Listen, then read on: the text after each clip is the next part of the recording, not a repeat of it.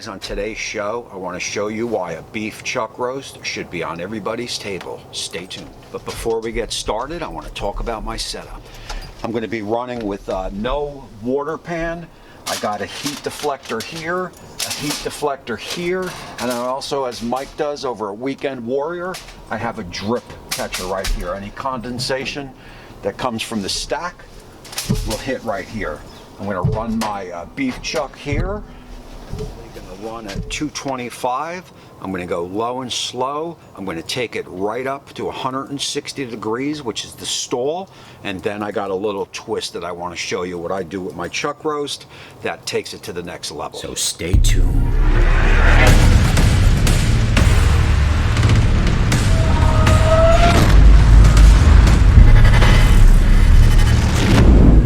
Alright everybody, my name is Tommy and this is the Gallery Backyard BBQ, and before we get going, please hit that subscribe button and ring that bell so you get all my future cooks. I would appreciate it. A thumbs up and a nice comment also is greatly appreciated. Now listen, I'm real excited about this cook, and first up is a Worcestershire binder. Then what I like to do, and now remember I'm layering the flavors. I'm going with Uncle Steve's Shake. This is the spicy R. This is good stuff. I'll leave a link to this stuff down below if you care to purchase it. This stuff has a nice bite. If you don't have any Uncle Steve's, maybe a little cayenne pepper will do, right? Next I'm gonna put a salt, pepper, and garlic, right? Remember, again, we are layering flavors. This is a large cut of meat, right? So when you think you got enough seasoning on there, maybe you want to put a little bit more, right? We're going to develop a nice outer bark on this meat, right? And that has a lot to do with the seasonings, of course. All right, next up I put some Montreal Steak Seasoning, right? I like this stuff. I use this stuff on larger cuts of meat like this, or a brisket, right? And then finally, I'm going to go with some more Uncle Steve's Spicy R. This is going to give this cut a nice bite, right? And I like that bite, so that's going to be my seasonings right there. Again, you use your favorites, and it's all good, of course.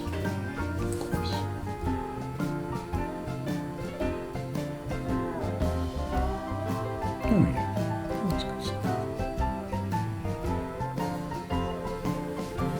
This hunk of meat right here cost me about 14 bucks, and I'll tell you, it's well worth it, right? Listen, I got my Pit Boss vertical on 225. We're gonna run this second middle rack in the pit, right? I'm gonna run 2 probes, right? 2 probes in the meat. We're gonna run this 225, like I said, and we're gonna run it right to the stall. I'm thinking about maybe 4 hours, right, till we hit that stall. Stall's gonna be anywhere between 150 and 160, right? Somewhere in that range. Alrighty, and every hour on the hour, I am spritzing with a sugar water spritz, right? That is just well, that's just bottled water, right? And a couple tablespoons of sugar in there, so just a sugar water spritz.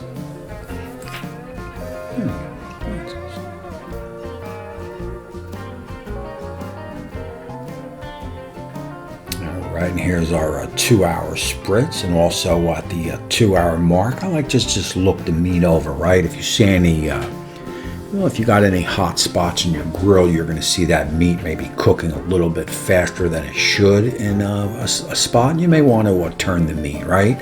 I'm looking pretty good, so I'm going to leave it as is, of course.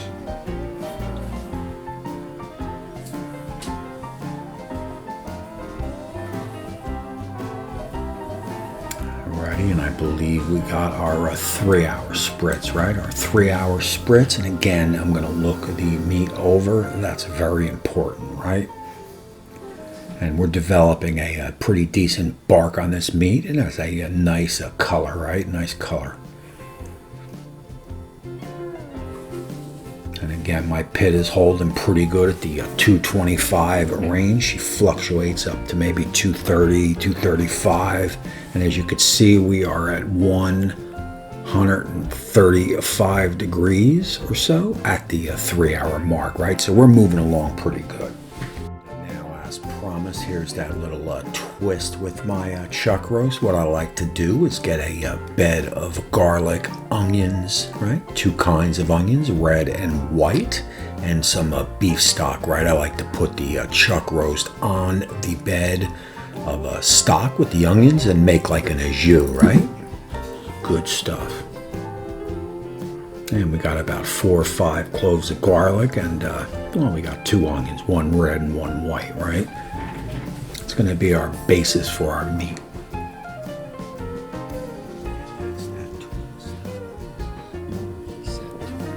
Oh, yeah.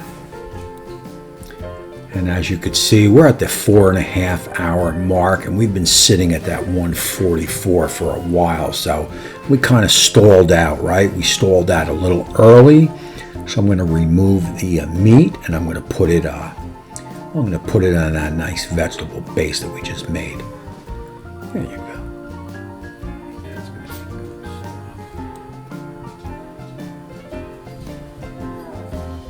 And you can see we got a nice bark forming, right? And to that vegetable base, I'm going to take a half a jug here of this beef stock, right? Half a jug of this beef stock.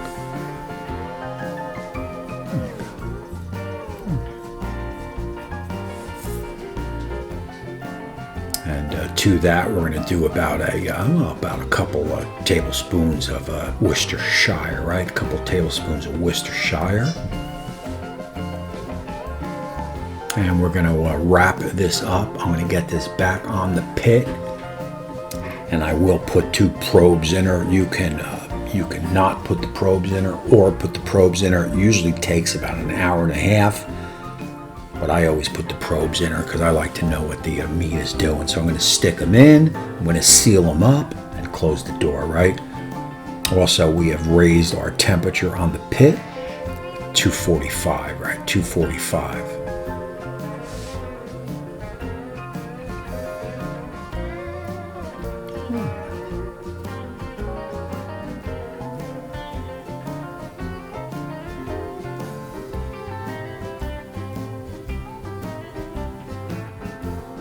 And there you go. You can see we are at the 6.5-hour mark. We are about 199, 198. We know that's about a good time to pull it, right? Because we're going to pull it, we'll check it, we'll pull the tin foil off or pull it back.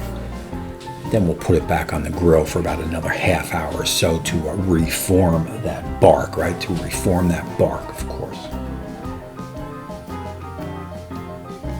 And please be careful here. As you can see, it's quite hot.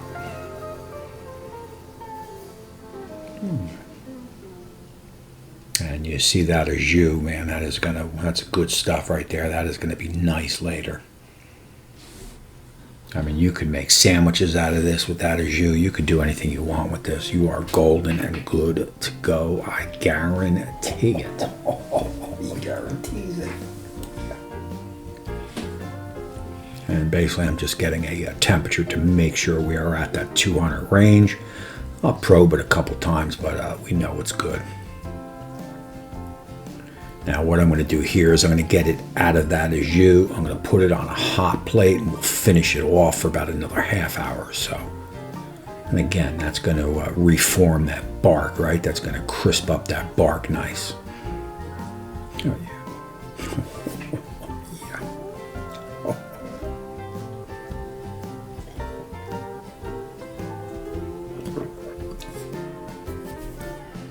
And there's our au jus, right? What I'm going to do here is just separate the onions from the sauce, and then I'm going to drain some of it and put it together, right? I'll save some of that sauce for later use, and I'll use some of it for this meal. And as you can see, we are fighting darkness. We'll get this in the house. We will tin foil it up, and we will let it sit for another half hour or so.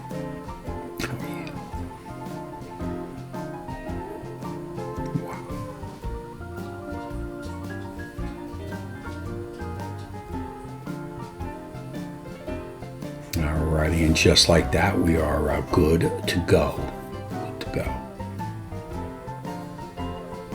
Now, when you're selecting your beef chuck, you want to get a nice fat, nicely marbled, because that is all your flavor, and you'll see that in a couple.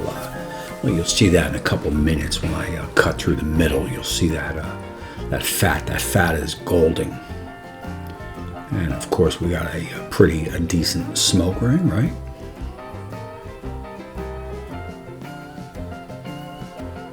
You know, this doesn't replace the brisket, but I'll tell you what, man, this comes pretty close, especially for 14, 15 bucks. And you know, what you can do with this cut of meat is just amazing. It's, like I said, sandwiches, soups, you know, whatever. I've even done burnt ends with this meat. You could see the, you could see the flavor. I mean, that meat is moist, and that is good stuff.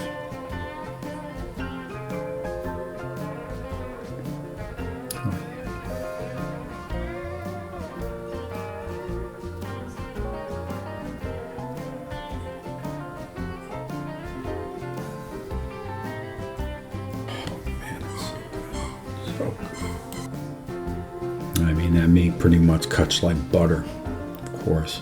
And this is what I like to do. I like to get a little of that au jus sauce there. That is well, it's almost like an onion soup with those onions. And I'll tell you what, it's damn good.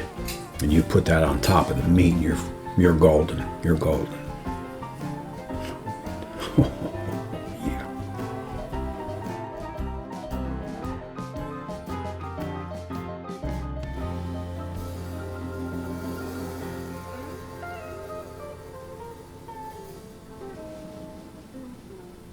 Alrighty, listen, we're getting ready to bow out of this cook, right? And please leave a comment down below and subscribe to my channel, and ring that bell for all future cooks. I do appreciate it a lot.